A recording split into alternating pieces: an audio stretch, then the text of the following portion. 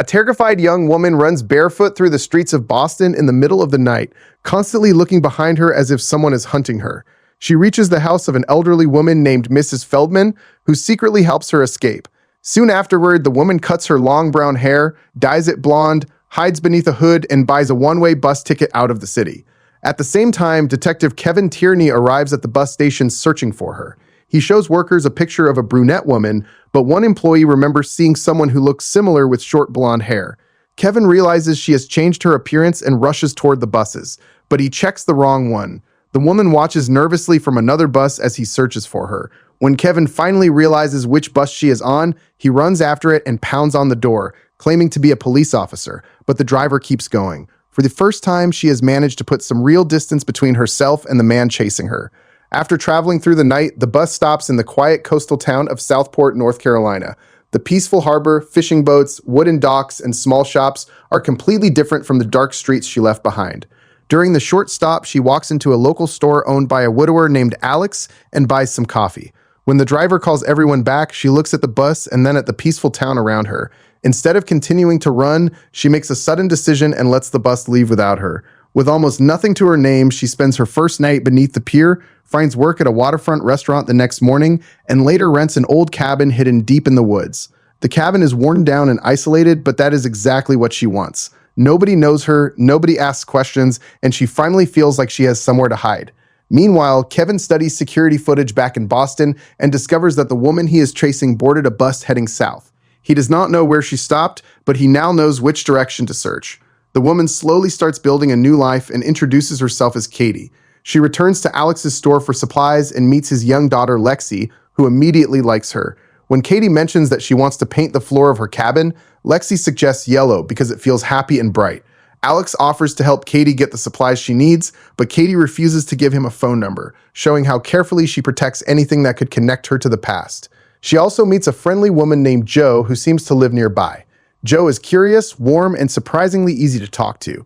Katie is suspicious at first, but Jo gradually becomes the person she trusts most. Even so, Katie's fear never fully disappears. When police officers enter the restaurant where she works, she immediately becomes nervous, even though they barely notice her. Her reaction makes it obvious that she is not simply escaping a bad relationship. Something much more serious happened in Boston. As the days pass, Katie becomes closer to Alex and his family. She learns that Alex's wife died from cancer several years earlier, leaving him to raise Lexi and his older son Josh alone. Alex still carries that loss, but he treats Katie with patience and kindness. When her yellow paint arrives, he gives her extra supplies and later helps carry everything to her cabin. Katie is uncomfortable accepting help because she has learned not to trust people's intentions. That fear becomes even clearer when Alex leaves an unused bicycle outside her cabin. Instead of being grateful, Katie becomes angry and returns it, saying she does not want to owe him anything. Jo later tells her that not every kind gesture comes with a hidden price. Katie thinks about it, returns to Alex, apologizes, and accepts the bicycle. It is a small moment, but it marks the beginning of her learning to trust again. Still, her past follows her into her dreams. One night, she remembers standing inside a dark house with blood on her arm and a knife in her hand, while a man lies injured nearby. She wakes terrified and immediately checks the locks, reminding us that whatever she escaped from is far from over.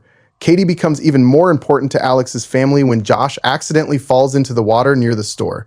Katie sees him struggling and screams for Alex, who dives in and saves his son.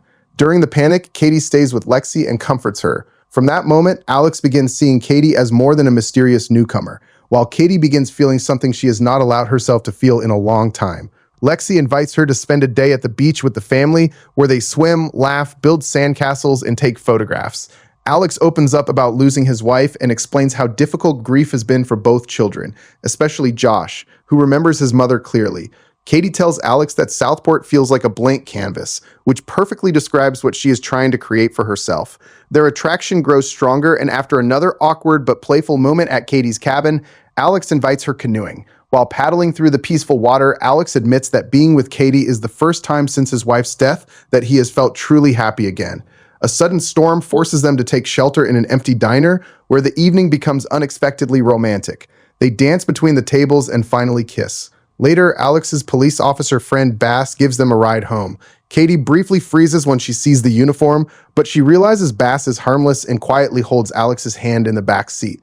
By now, Katie is starting to believe that Southport really can be her new beginning. That same night, however, Alex sits alone looking through letters his late wife wrote before dying. Each letter is meant for a future moment she knew she would never see, including the children's birthdays, graduation, Lexi's wedding, and other important events. Meanwhile, Katie remembers more of her escape. Before becoming Katie, she was helped by Mrs. Feldman, who gave her money and promised to keep her secret. Feeling safer now, Katie finally calls the elderly woman from a public phone and tells her that she has found somewhere peaceful. Katie doesn't know that Kevin has already begun suspecting Mrs. Feldman.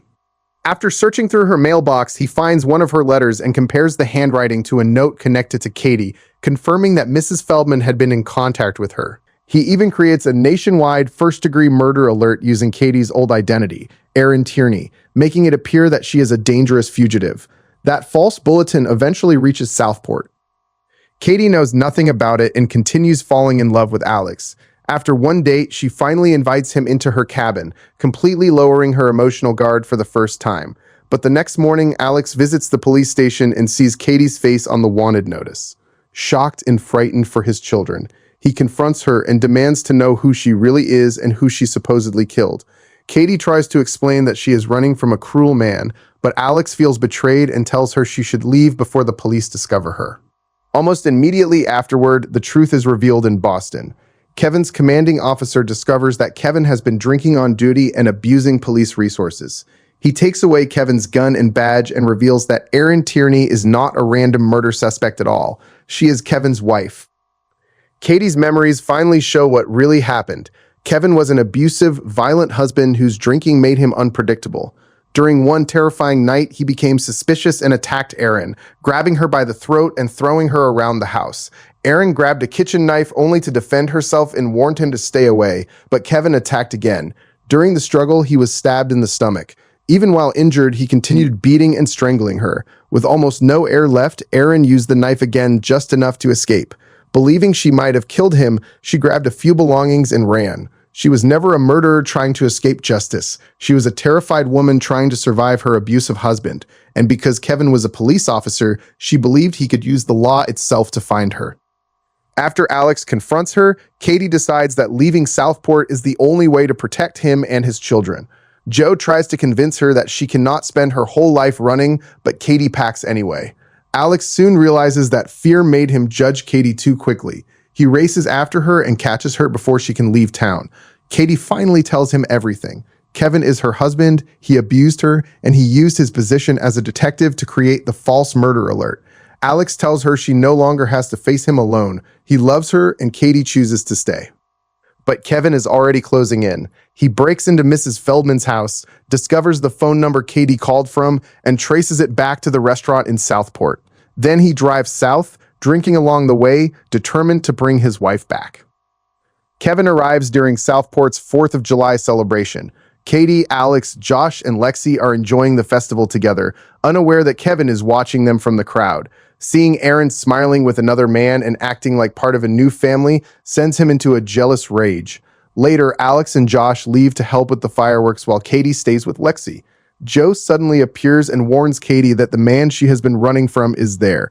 Moments later, Kevin steps from the darkness. Katie deliberately leads him away from the house so he will not discover Lexi upstairs. Kevin demands that she return to Boston, but Katie refuses and tells him that Southport is her home now.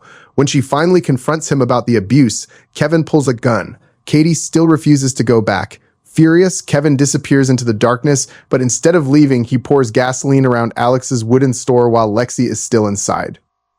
Katie realizes what he is doing and pretends to surrender. She approaches Kevin, tells him what he wants to hear, hugs him, and even kisses him long enough to lower his guard. Then she suddenly pushes him off the pier and into the water. Unfortunately, Kevin drops his lighter onto the gasoline, and the entire building bursts into flames. Katie realizes Lexi is trapped upstairs. Alex sees the fire from the harbor and races back by boat. While Alex climbs into the burning building to rescue his daughter, Kevin crawls out of the water and attacks Katie. Alex manages to reach Lexi and gets her to the roof, but an explosion knocks him down. With flames surrounding them, he tells Lexi to jump, and he catches her below. Nearby, Katie struggles with Kevin as he pulls his gun. During the fight, the weapon fires. Kevin collapses and does not get back up. The man who controlled Katie's life through fear is finally gone. By morning, Alex's store has been destroyed, but one important object survives: the metal box containing the letters his late wife left behind.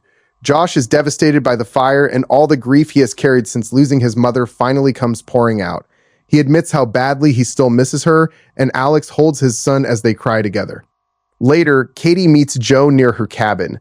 Joe tells her that it is time for her to leave.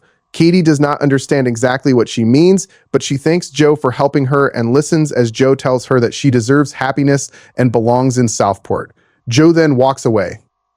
As the town helps Alex rebuild, he gives Katie one final letter written by his late wife. The envelope is addressed simply to her. It was written for the woman Alex might someday love after her death. In the letter, his wife thanks this future woman for bringing happiness back into Alex's life and asks her to love him, support Josh, and be there for Lexi during the important moments she herself will never see. Then Katie discovers a photograph inside the envelope and freezes. The woman standing beside Alex in the picture is Joe. Katie finally understands that Joe was not an ordinary neighbor. She was Carly Jo, Alex's late wife. The mysterious friend who encouraged Katie to trust Alex, stop running, and accept a new life had been watching over her family all along. Everything suddenly makes sense. Joe was not only guiding Katie toward happiness, she was making sure the husband and children she loved would have someone beside them after she was gone.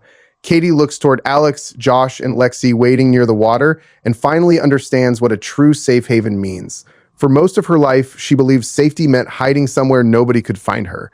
But now she realizes that sometimes safety means finding people who give you a reason to stop running. Katie joins Alex and the children, embraces the man she loves, and begins a new chapter with them. She arrived in Southport carrying almost nothing except fear and a false name. But in the end, she finds what she had been searching for all along: freedom, love, a family, and finally, a place she can call home.